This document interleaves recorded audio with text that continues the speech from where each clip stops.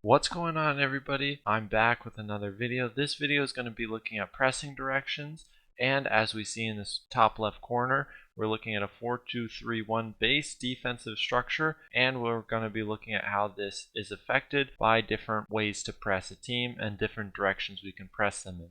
So now our 4-2-3-1 is lined up against a natural 4-3-3 with narrow wingers and wide fullbacks.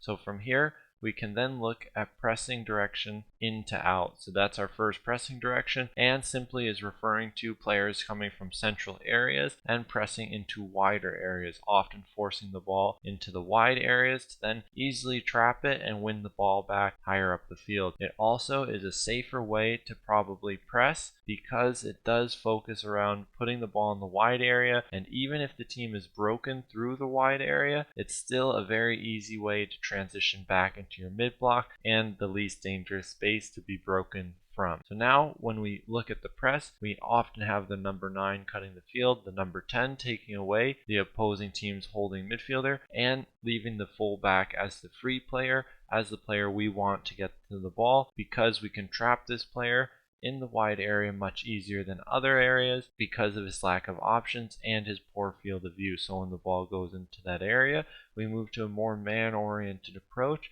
that gives us a little bit more control and access to these players.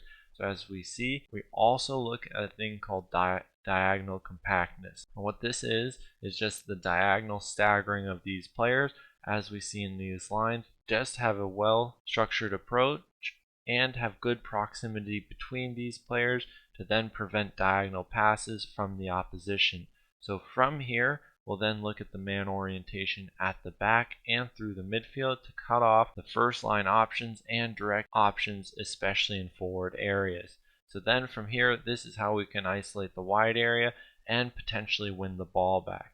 So now we have our midfield staggering as well. Crucial for pressing in a high block, creating more defensive line to then make do with the space we have to control. And I'm coming out with a blog article about West Ham's defensive setup, which will talk about how they had such a successful year by West Ham standards and were able to compete against some of the best teams in the Premier League and make a good run in the Europa League. So some of these concepts we'll use in that blog article, so be sure to check that out when it's ready on Medium. All those links are in the description below, and let's keep moving forward. So now when we start over, we'll look to pressing out to in. So this is now the press is coming from wide areas, forcing the ball into a more central position to then win it in a more advantageous area.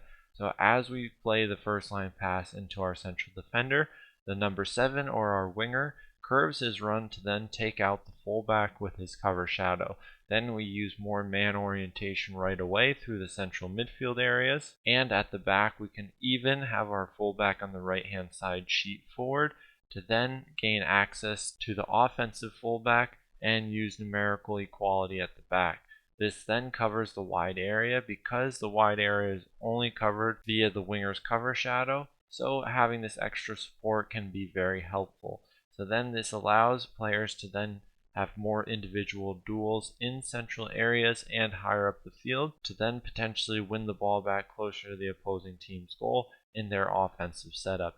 And we're going to wrap up the video. I hope you guys enjoyed it. Let me know in the comments below what other concepts you want me to talk about or teams looking at going into next year, what games you want analyzed, and I'll see you in the next one.